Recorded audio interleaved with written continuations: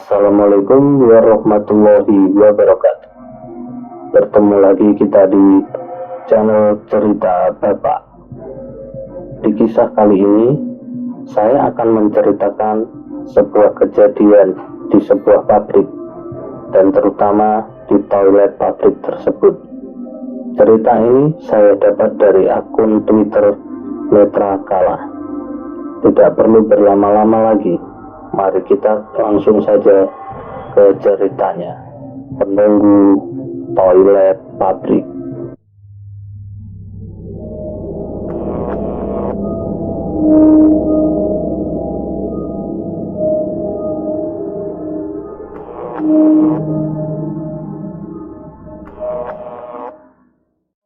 Mas, aku boleh minta tolong?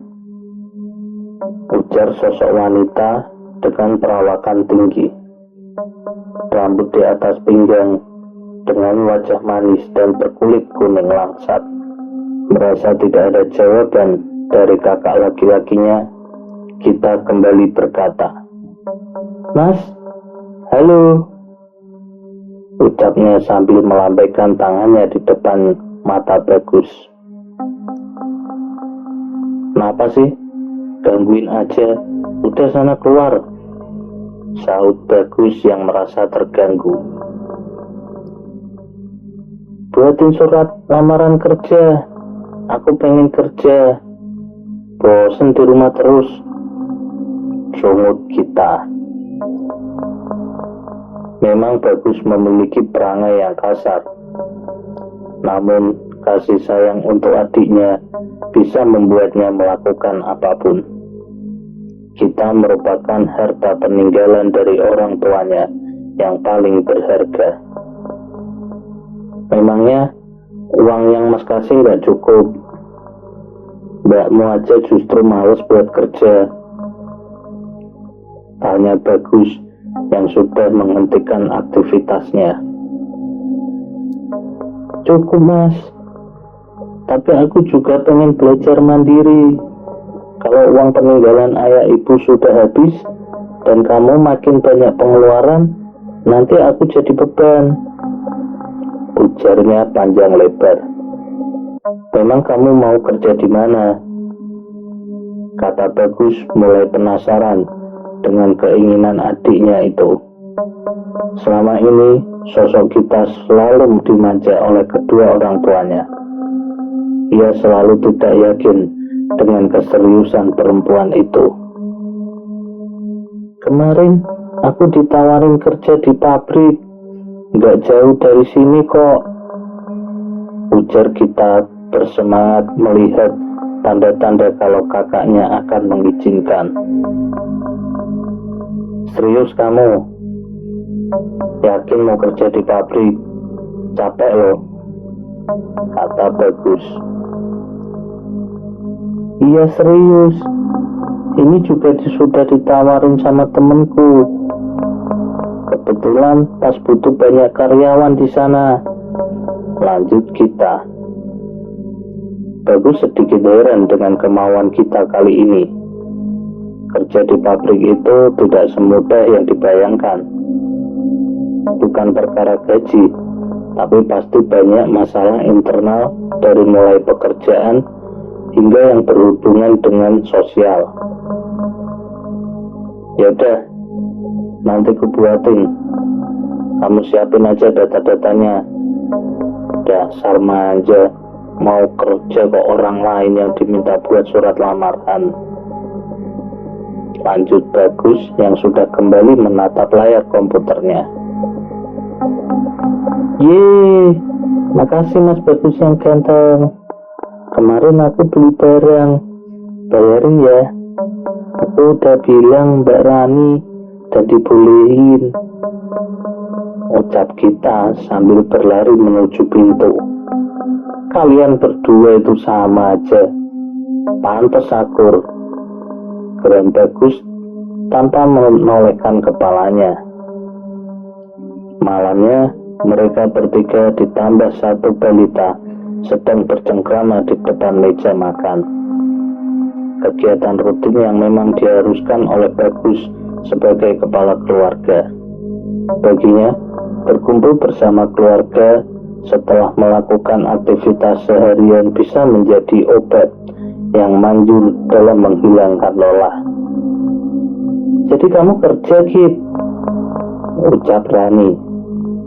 Jadi, Mbak, tadi sudah dibuatin surat lamarannya sama suami tercinta.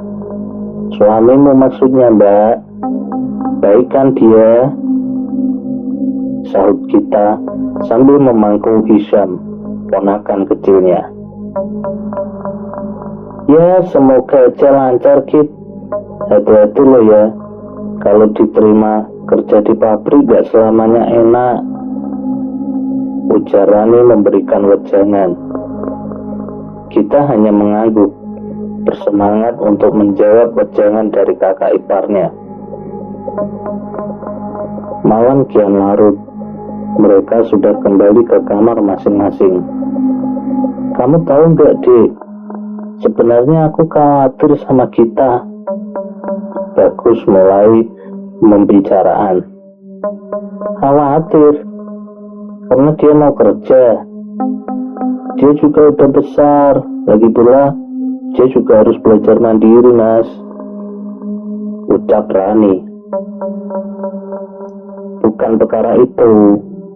Tapi kamu tahu kan, kalau dia gampang banget ketempelan sama dedemit. Makanya aku sering larang dia buat ini itu. Kata Bagus. Mas, kamu itu nggak perlu terlalu berlebihan. Zaman sudah modern kok masih aja percaya sama begituan. Kilah Rani jengah dan langsung merebapkan tubuhnya untuk tidur. Beberapa hari kemudian kita mendapatkan informasi kalau dia diterima di pabrik tersebut. Posisi yang dia dapatkan sebagai asisten kepala produksi. Sebetulnya ini bukan benar-benar posisi yang tinggi untuk sekelas Bagus yang memiliki usaha yang cukup mapan. Namun dengan penuh syukur kita menerima itu semua. Hitung-hitung sebagai pengalaman kerja. Kamu yakin, Git? Berat lo jadi operator.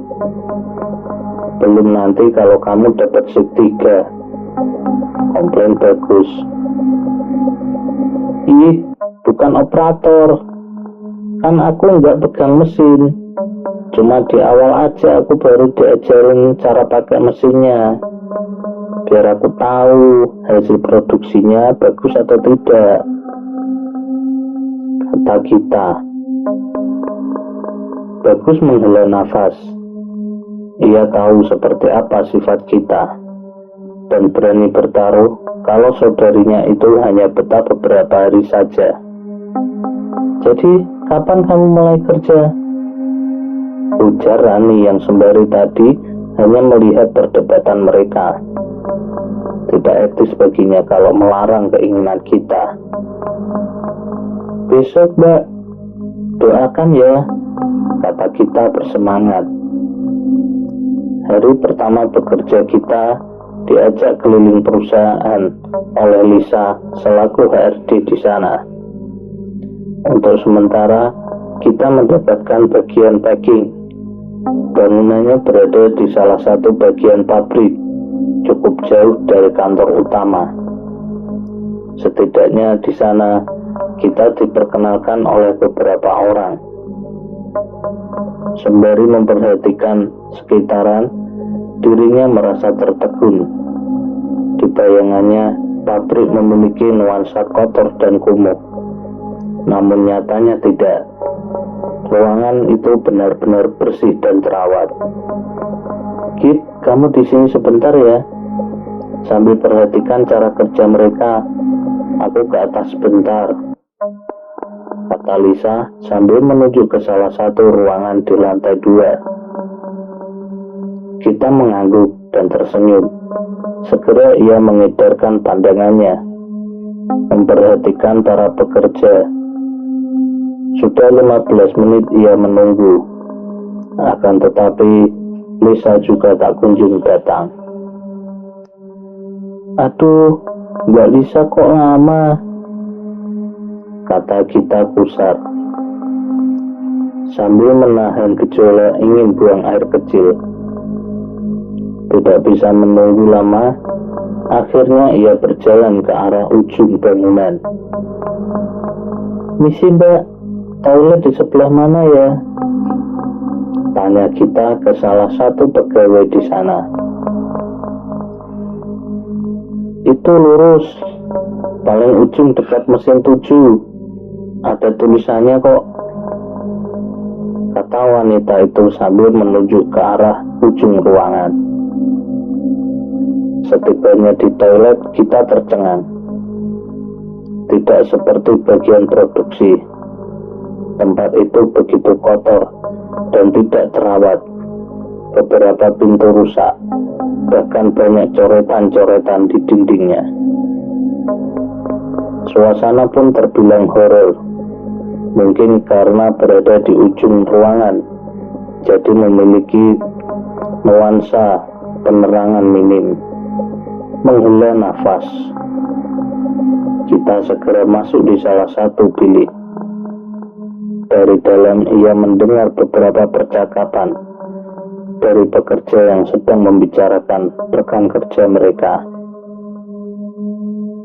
Tidak mau tahu dengan itu semua, setelah selesai ia segera buru-buru meninggalkan tempat tersebut. Dari mana kamu, Kit? Tanya Lisa. Toilet, mbak. Maaf, tadi aku sudah kebelet banget, ucap kita. Sedang Lisa terlihat mengerutkan keningnya. Namun, setelah itu ia meminta kita untuk segera mengikutinya kembali.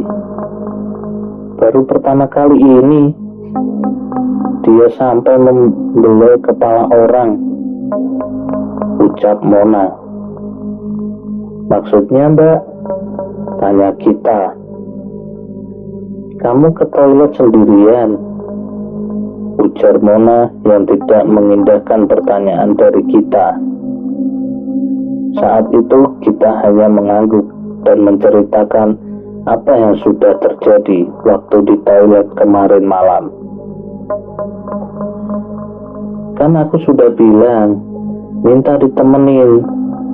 Mau kamu orang baru atau lama, pasti ada yang mau kok. Kamu sudah dikasih tahu Lisa kan, kalau tidak boleh tiduran atau istirahat di dekat gudang? Tanya Mayang. Kita tak menjawab. Ia menggeleng pandangannya, terlihat sayu ketakutan. Itu karena pernah ada satu kejadian. Ada karyawan yang nekat tidur di sana. Sedang waktu itu memang produksi lagi melimpah. Dan mungkin karena kecapean dan buru-buru pengen istirahat, operator forklift tidak melihat sekitar. Dan akhirnya karyawan itu tertusuk besi dan terlindas forklift. Cerita Mayang sambil bergidik ngeri. Setelah itu banyak sekali orang yang diganggu saat setelah pergi ke kamar mandi. Rumor yang beredar, wanita itu mencari teman. Akhirnya setelah kejadian itu tidak ada lagi yang boleh tidur di situ. Istirahat aja nggak boleh. Bahkan ke toilet harus minimal berdua agar nggak diganggu sosok tersebut. Tapi baru kali ini ada kejadian seperti ini, jelas Mona. Merasa resah dengan apa yang dikatakan Mona, akhirnya kita memutuskan untuk langsung berhenti bekerja dengan alasan tidak betah dan sistem kerja yang berada di sana. Namun, beberapa hari setelah terjadi kejadian tersebut, seringkali kita memimpikan sosok tersebut dan selalu meminta kita untuk ikut dengannya. Karena takut, akhirnya dia dan kakaknya sepakat untuk memanggil ustadz dan juga orang pintar untuk meruqyah kita. Daerah Selasa Kliwon memang wangi ya mbak, kuatin ibadahnya ya, ucap orang tersebut setelah melakukan pembersihan di diri kita. Setelah itu tidak ada kejadian aneh lagi. Namun kita tetap was-was jika ia harus pergi ke tempat-tempat wingit. Dia takut jika diikuti oleh mereka lagi. Demikian akhir cerita dari penunggu toilet pabrik. Semoga sedikit cerita ini bisa menambah pengalaman cerita horor teman-teman semua. Saya mohon maaf jika ada salah-salah kata dalam pengucapan maupun penyampaian cerita ini. Akhir kata, saya mohon undur diri. Sampai jumpa di cerita berikutnya.